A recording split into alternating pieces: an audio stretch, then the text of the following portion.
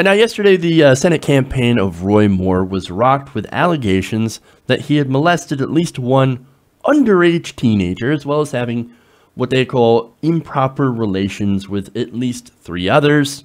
Now, the reaction, of course, had been very swift from some Senate Republicans. For example, you've got Majority Leader Mitch McConnell saying that if true, then Roy Moore must withdraw. Arizona Senator Jeff Flake had said, quote, if there's any shred of truth to the allegations against Moore, he should step aside immediately. Now, if it's true, I don't know. There's a lot of people that actually know about it. There was 4 women who had a similar story, and then there were also friends that the 14-year-old at the time also told about this. So there seems to be enough corroborating witnesses. So why the if? I'm curious about the if. But to me, that's like a wishy-washy kind of bullshit statement. Well, if it's true, and we should, we have a lot of reasons to believe that it is true, a lot of evidence here, well, then he should step down. Okay. That, again, wishy-washy, right? No, but there's also been some very strong Republicans out on there, coming out about this. John McCain, for example, said the allegations against Roy Moore are deeply disturbing and disqualifying. He should immediately step aside and allow the people of Alabama to elect a candidate they can be proud of. So, strong statement from McCain. And even Mitt Romney jumped into the fray. He said, quote, innocent until proven guilty is for criminal convictions, not elections. I believe Lee Corfman. Her account is too serious to ignore. Moore is unfit for office and should step aside. So, Mitt Romney. Look, man, when Mitt Romney is the voice of reason, I tweeted earlier, man. I said, I pined for the days when Mitt Romney was the worst to come out of the GOP. It's gotten that bad. But here's the thing, right? So they're pulling no punches, and they're getting credit for it, and they should, right? But in reality, that should be the entire Republican response. Normally, allegations like this would destroy your political campaign. As of right now, Moore is tied with Doug Jones. Tied. Yes, he was up by 11 points, and that is a significant shift. But it's tied. No, this should destroy your campaign. However, as you're going to see, that this is, of course, far from the normal response. I've got a couple of examples of some of the things that right-wing media is saying and some of the defenses that they are coming out to protect Roy Moore with. Number one, of course, is some people are arguing that Moore really didn't force himself on that 14-year-old. This is Alabama Geneva County GOP chairman named Riley Seibenheiner told reporter Daniel Dale that while he wasn't comfortable with Moore trying to have sex with a 14-year-old, but he said, you know what, even though I'm not comfortable, it could have been worse. Quote, other than being with an underage person, he didn't really force himself. Oh, okay. So that makes it okay then, right? Oh, just relax. I mean, he didn't force her into anything. It's just weird and sort of pedophilic. I mean, we don't care that she was underage, though. He didn't rape her, at least. You know, those same people, by the way, who are making this argument, some of them, will also make the argument that, well, it's your fault you get raped. What were you doing? What were you wearing? Did you come on to him? Yeah, okay. It's a bullshit excuse. Here's another one. Fox News' Sean Hannity on Thursday tried to downplay the Moore scandal by noting that Moore's relationship seemed to have been consensual. Oh, no, don't worry about that. She wanted to be there. Really? Actually, that's factually incorrect, and not surprising coming from Hannity that he would say something factually incorrect. But when you're a minor, you can't consent. That's the whole thing. You cannot consent as a minor. But not only this, like, Okay, so that already destroys Hannity's argument. But then there's a quote from the New York Times article from Korfman, who was the one of the accusers, that also destroys the whole myth of consent. And she said, quote, I wanted it all over. I wanted it over with. I want it out. Please just get this over with. Whatever this is, just get it over. Now, let me ask you, does that sound consensual at all?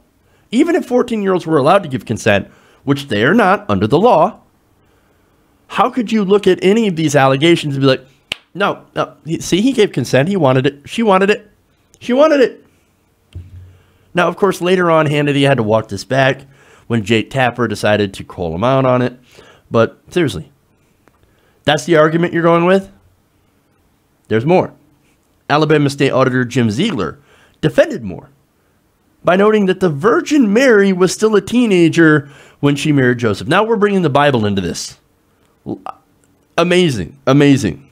Quote, Mary was a teenager and Joseph was an adult carpenter.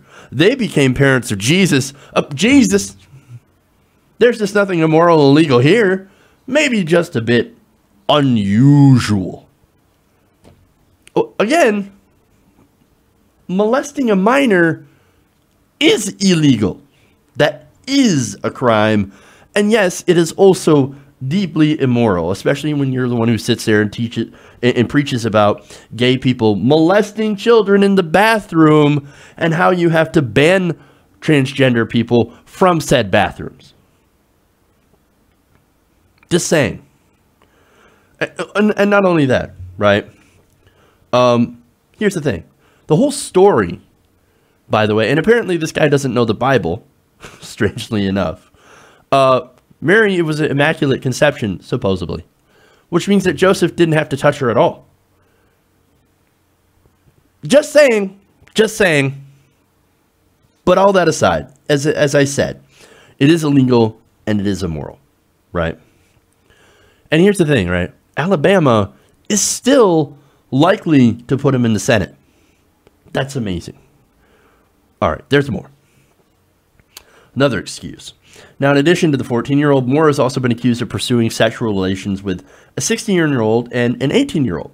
So, Breitbart editor Joe Pollack argued on Thursday that because of the age of consent in Alabama, 16, Moore allegedly made these advances, it shouldn't be a problem that he regularly targeted teenage girls while in his 30s. Quote, when you read the article, there are several cases mentioned. In all of those cases, only one would be legally problematic. All of the others were legal relationships with women who were of age at the time Roy Moore was single. So what this saying is, oh no, see, I don't actually find a problem with grown-ass men going and trolling the high school for women. Really? That's weird.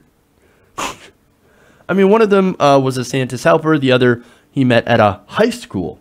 Okay, and in one of the cases, of course, he had allegedly brought and gave her alcohol when she was underage. That might be another problem. Now, Alabama Marino County, or Mario, is it Marino or Mario County? GOP Chair David Hall also echoes that excuse by saying that there's nothing wrong with a 30-year-old single male asking a 16-year-old on a date. Okay, well, hey, look, David Hall, well, why don't I go and, if you have a 16-year-old daughter, why don't I go ask her out on a date? I mean, you said there's nothing wrong with that, right? I'm just saying, how would you react? Not that I actually want to do that. But you said it. You said it. Anyway. Now, Hall also told a reporter that we should overlook the allegations against Moore because they occurred decades ago. Oh, just because they happened in the past, we should just let it go then. Is that it? We should just let it go. I wonder if that standard also applies to Harvey Weinstein and Bill Clinton. Just saying. Now, but the last one here, of course, is one of the saddest of all, because it actually shows how partisan this thing really is. Covington County GOP Chairman William Blocker told Dale that he wouldn't hesitate to vote for Moore even if the allegations prove true, because at least he's not a Democrat like Doug Jones. Quote, there is no option to support Doug Jones, the Democratic nominee. When you do that, you are supporting the entire Democrat Party.